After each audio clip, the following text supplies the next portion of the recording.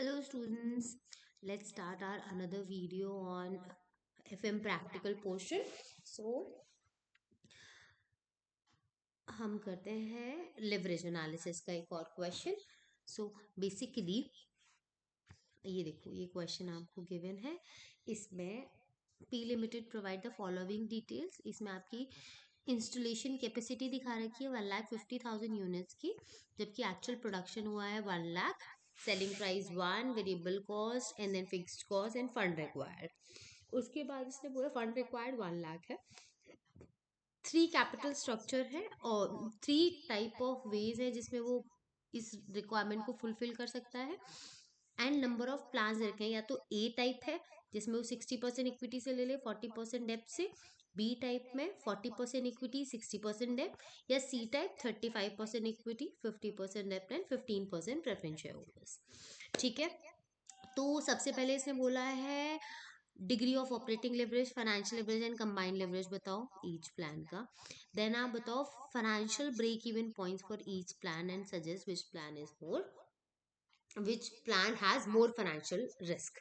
ठीक है, तो जिसका फाइनेंशियल लेवरेज ज्यादा होगा उसका फाइनेंशियल रिस्क ज्यादा होगा, तो उस सब के लिए हमको सब कुछ कैलकुलेट करना पड़ेगा. सो बेसिकली अब हम सबसे पहले क्या करेंगे, ये देखो एक सेकंड इसको मैं डिलीट कर देती हूँ ताकि आप लोगों के सामने इसको कैलकुलेट करके दिखा सकूँ. तो सबसे पहले हम देखेंगे हमारी सेल्स कितनी है. तो सेल्स कितनी हो जाएगी, मेरा actual production multiply your selling price. So this is your sales. अब इसमें से आप लेस कर दोगे variable cost. So variable cost कितनी होगी, इज इक्वल टू आपका सेल्स मल्टीप्लाई बाय 50%. अच्छा ये पर यूनिट दे रखा है, हाँ सेल्स मल्टीप्लाई पर यूनिट. तो ये आपका आ गया. कंट्रीब्यूशन क्या होगा, सेल्स माइनस आपका वेरिएबल कॉस्ट. अगेन आपकी फिक्स कॉस्ट कितनी गिवन है, इज इक्वल टू आपकी फिक्स कॉस्ट गिवन है 38,000. तो ये आपकी फिक्स कॉस्ट आ गई. अब आपका ईबीआईटी आ जाएगा. मैंने ईबीआईटी अलग क्यों निकाल लिया, क्योंकि वो सब में सेम होगा. आप चाहो तो हर प्लान का अलग भी निकाल के दिखा सकते हो, वो कोई प्रॉब्लम नहीं है. बट ये सब में सेम आना था तो मैंने इसको अलग कैलकुलेट करके दिखा दिया. तो अब मेरे को पता है कि मेरे 3 डिफरेंट प्लान हैं, plan A, plan B, plan C. उसकी मेरी नेक्स्ट टेबल है. तो मेरी ईबीआईटी एज इट इज आ जाएगी. मैं सबसे पहले प्लान ए का कैलकुलेट कर देती हूँ ताकि कॉपी पेस्ट कर सकूँ सारे फॉर्मूलाज को. अब इसमें से माइनस करना है आपको इंटरेस्ट रेट. तो इंटरेस्ट रेट इस केस में कितना हो जाएगा, 40% ऑफ योर कैपिटल रिक्वायर्ड. तो इंटरेस्ट रेट कैसे निकालोगे इसमें, इज इक्वल टू अमाउंट कितना चाहिए 1,00,000 रुपए, और यहाँ पे मैंने कितना परसेंट उससे लिया है 40%, और मल्टीप्लाई कर दूंगी इसको 15% से, क्योंकि डेप्ट आपका 15% ऑफ डेप्ट दे रखा है. तो अगेन मैं इसको मल्टीप्लाई कर दूंगी 0.15. तो मेरा इंटरेस्ट रेट आ गया. अब मैं ईबीटी निकाल दूंगी. कैसे आएगा ईबीटी, मेरे EBIT minus your interest rate.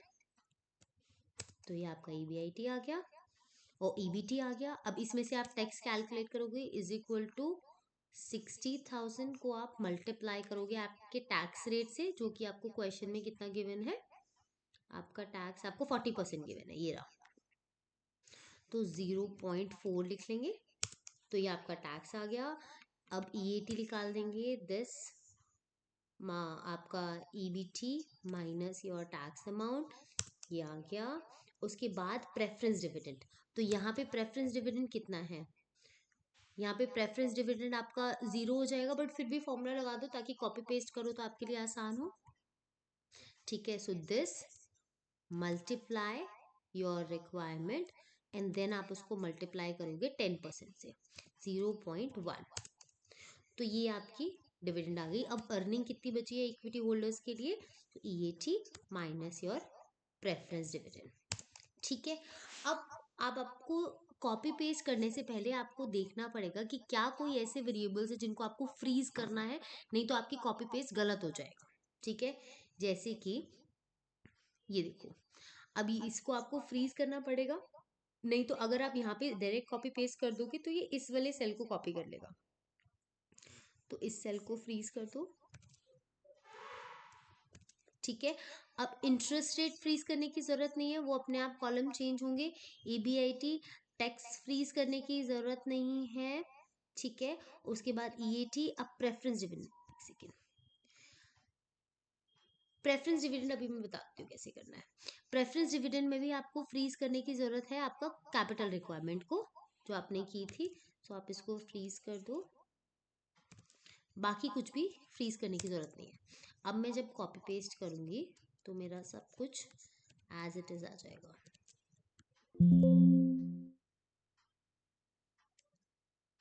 एक सेकेंड, सेलेक्ट, कॉपी,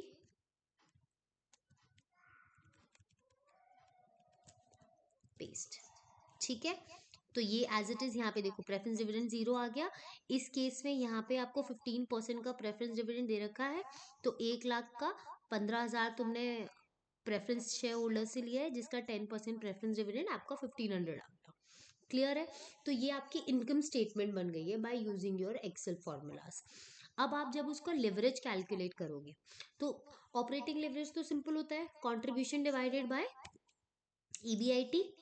तो कंट्रीब्यूशन कहाँ है हमारा, कंट्रीब्यूशन डिवाइडेड बाय EBIT। तो ये सबका सेम रहेगा। तो कॉपी पेस्ट करने से पहले मुझे फ्रीज करना होगा, सो freeze these cells before copy paste. Okay, copy paste, ठीक है। अब आप फाइनेंशियल लिवरेज का क्या फॉर्मूला था आपका, EBIT divided by EBT, so EBIT divided EBT। अब देखो, आपको ये समझना पड़ेगा, ऑपरेटिंग लिवरेज आपको बताता है कि फिक्स्ड कॉस्ट के कंपोनेंट की वजह से कितना रिस्क एसोसिएटेड है। फाइनेंशियल लिवरेज बताता है कि आपका जो fixed component of preference dividend and interest का जो टोटल है उसकी वजह से कितना रिस्क आपके बिजनेस में है। तो बी लिमिटेड के लिए तो ये कॉपी पेस्ट हो जाएगा, लेकिन सी लिमिटेड के लिए फॉर्मूला चेंज होगा, जिसके जब हमारे पास प्रेफरेंस डिविडेंड होता है तो हमारा फॉर्मूला ये हो जाता है। देखो मैंने साइड में लिखा हुआ है आपको, यहाँ पे आप क्या करते हो, EBIT divided by EBT minus your preference dividend, ठीक है। क्योंकि यहाँ पे हमने सिर्फ इसमें से क्या कर रखा है, इंटरेस्ट डिडक्ट कर रखा है, आपको इंटरेस्ट नहीं। एक सेकेंड, हमारा ये कुछ गड़बड़ हुई है यहाँ पे, इंटरेस्ट रेट 6,000 यहाँ क्यों नहीं आ रहा है, देखते हैं, हमने इसमें पक्का कुछ फ्रीज नहीं किया है, ठीक से चेक कर लेते हैं इसके फॉर्मूला को। B9 देखते हैं, B9 is required rate of return, इसको हमने फ्रीज नहीं किया है, तो अब हमने इसको B9 को फ्रीज कर दिया। B14, ठीक है, उसको तो फ्रीज करना ही नहीं था।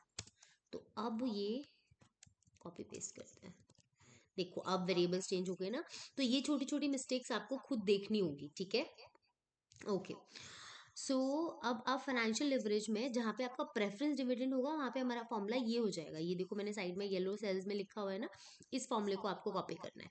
तो कैसे करेंगे, इक्वल टू आपका EBIT then divided by EBT, इसको मल्टीप्लाई करना है 1 माइनस, ओ सॉरी एक सेकेंड, EBT इसमें से माइनस योर प्रेफरेंस डिविडेंड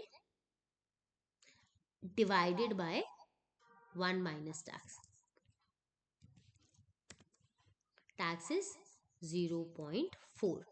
अब इस फॉर्मूले को लगाने से पहले आपके पास एरर्स आएंगे क्योंकि हमने प्रॉपर ब्रैकेटिंग नहीं करी है। तो आपको ये देखना होगा कि हम इस पहले ये आपकी equation P preference dividend divided by 1 minus tax एक अलग इक्वेशन है, तो इसको आप ब्रैकेट दो, नहीं तो वो गलत रीड कर लेगा एक्सेल, ठीक है। उसके बाद आप इसको एक अलग ब्रैकेट दो कि ये माइनस करने हैं और फिर डिवाइड करना है सब कुछ, और अब आ जाना चाहिए आगे आपका फाइनेंशियल लिवरेज। कंबाइंड लिवरेज तो सिंपल होता है, this multiply your operating leverage multiply financial leverage and इसको कॉपी करके आप इधर पेस्ट कर दोगे तो ये आपका तीनों के तीनों आ गया, operating leverage, financial leverage and combined leverage.